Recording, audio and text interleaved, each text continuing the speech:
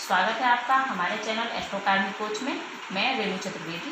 पिछले वीडियो में हमने लग्न कुंडली में डिस्कस किया था। अब हम उसी जातक की फिर भी मैं रिमाइंडर करवा दूं। इस जातक का जन्म 29 जुलाई 1989 में हुआ है, 5:05 में सुबह के, आगरा जगह पे। अब हम इसकी कुंडली का एनालिसिस करते हैं। चंद्र कुंडली में चंद्र वृष राशि में है, चंद्रमा वृष राशि में उच्च के होते हैं, अतः लग्न अच्छा है। इनके स्वामी शुक्र, मंगल और केतु के साथ हैं। चंद्र कुंडली के अकॉर्डिंग देखें तो ये चंद्र कुंडली में चतुर्थ भाव में है।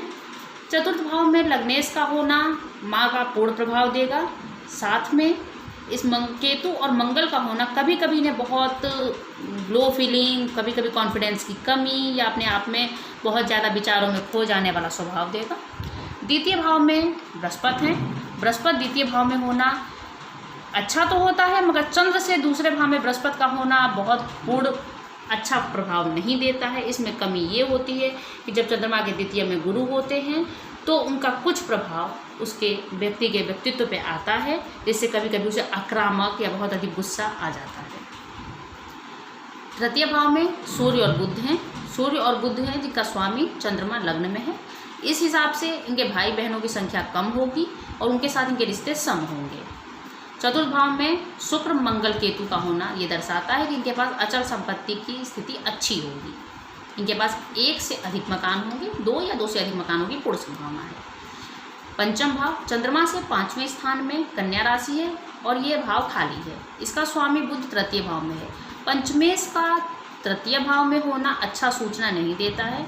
ये संतान के मामले में व्यक्ति को थोड़ा सा निराशा देता है। संतान होती तो है मगर वो उससे या तो दूर होती है या वो मर जाती है या वो उससे अलग हो जाती है। अब आते हैं षष्ठ भाव में। षष्ठ भाव में तुला राशि है जिसका स्वामी शुक्र है जो कि चतुर्थ भाव में बैठे हैं। षष्ठेश का चतुर्थ भाव में बैठना ये भी बताता है और मंगल और केतु के साथ बैठना ये भी बताता है कि इनको पैसे का खर्च होगा किसी कानूनी विवाद में, या रोग शत्रु इस टाइप की चीज़ें इनको घेरेंगी और इन्हें परेशान करेंगी। फिर भी लग्न कुंडली को जब हमने देखा तो उसमें हमने ये पाया कि ये विवाद और ये पैसों का खर्च और ये व्यय ज़्यादातर कानूनी विवाद से संबंध में होगा।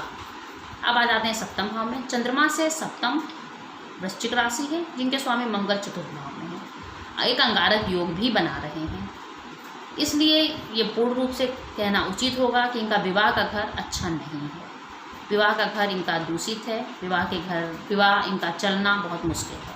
लेकिन ऐसा नहीं है कि अगर विवाह इनका नहीं चलता है या कोई सेपरेशन होता है तो ये भविष्य में कभी दोबारा शादी नहीं कर सकते, या इनका द्विविवाह का योग नहीं बन रहा। इनका द्विविवाह का पूर्ण योग बन रहा है और अगर ये दूसरी शादी करते हैं, लेकिन इन्हें कुछ बातों का ध्यान रखना होगा। दूसरी शादी में इन्हें कुछ बातों का विशेष तौर पर ध्यान रख के ही शादी करनी है। अब आ जाते हैं हम अष्टम भाव में। अष्टम भाव में शनि है, धनु राशि में है। धनु राशि में शनि अच्छे होते हैं और ये अच्छी आयु देते हैं। अब आते हैं नवम भाव में। नवम भाव में मकर राशि है जिसके स्वामी शनि है, वो अष्टम भाव में है। नवम भाव का स्वामी अष्टम भाव में है। ये बताता है कि व्यक्ति भाग्यवश सब कुछ प्राप्त नहीं करेंगे, इनको अथक परिश्रम से ही सब कुछ प्राप्त करना होगा। दसम भाव में राहु है, ये थोड़ा अलग से देता है। कुंभ राशि के हैं जिनका स्वामी अष्टम भाव में है।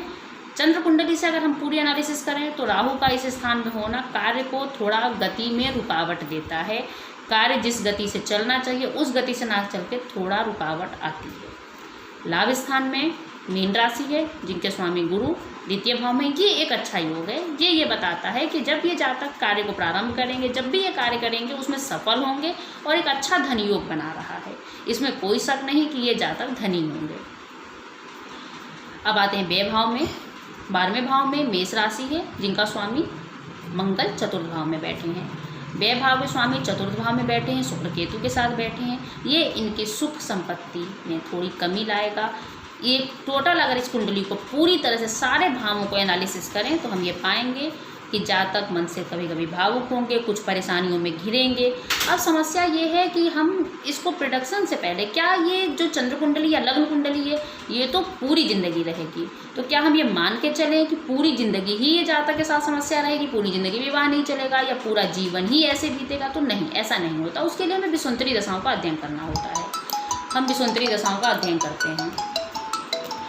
विषुवंतरी दशाओं में पहले हम अंतर्दशा देखते हैं। अंतर्दशा में फिलहाल वर्तमान समय को लेते हैं। अभी हमारा 2020 चल रहा है, तो हम इसमें आते हैं। महादशा बृहस्पति की चल रही है इस समय जातक की, और बृहस्पति में इनका चल रहा है इस समय में, बृहस्पति में केतु चल रहे हैं। बृहस्पति में केतु चल रहे हैं। आपको कुंडली अगर याद हो तो केतु इनके अगर लग्न कुंडली से देखें तो द्वितीय भाव में है, और अगर चंद्र कुंडली से देखें तो चतुर्थ भाव में है। अगर आप उनको कुंडली को पूरा एनालिसिस करें तो केतु शुक्र के साथ हैं, और बृहस्पति मंगल केतु और शुक्र की युति बना रहे हैं। बृहस्पति के साथ केतु चंडाल योग भी बनाता है। जब ये युति होती है तो कभी भी बहुत अच्छा परिणाम नहीं मिलता। 7 अक्टूबर 19 से शुरू हो गया, यानी 7 अक्टूबर 19 से ही इनका जो वैवाहिक जीवन है वो डिस्टर्ब हुआ होगा, और ये 13 सितंबर 20 तक अपने चरम पे होगा। उसके बाद 13 मई 2023 से शुक्र की स्थिति चलेगी। तो 13 सितंबर 20 से 13 मई 23 तक शुक्र की स्थिति चलेगी। यहाँ पे धीरे धीरे स्थितियाँ थोड़ी संभलेंगी। 13 सितंबर के बाद स्थिति पॉजिटिव होगी, शायद लाइफ में कोई दूसरा भी साथी आए।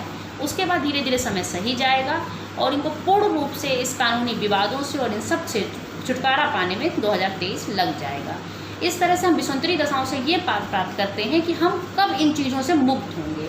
इसी तरह से अगर हम देखें कि इनका विवाह कब हुआ होगा, तो हम कुंडली में देखेंगे तो बृहस्पति में शनि, चूँकि सप्तम भाव का जो स्वामी थे वो शनि थे, तो इनकी शादी जो हुई होगी वो 2017 में हुई होगी, क्योंकि बृहस्पति में शनि में शादी नहीं होती, इसीलिए जब बुध की स्थिति प्रारंभ हुई होगी तब इनका विवाह हुआ होगा। इस तरह से विषुवंतरी दशाओं का अध्ययन होता है। अब हम आपको आगे आने वाले वीडियो में दशमांश, षोडश वर्ग, इन सब का अध्ययन के बारे में बताएंगे।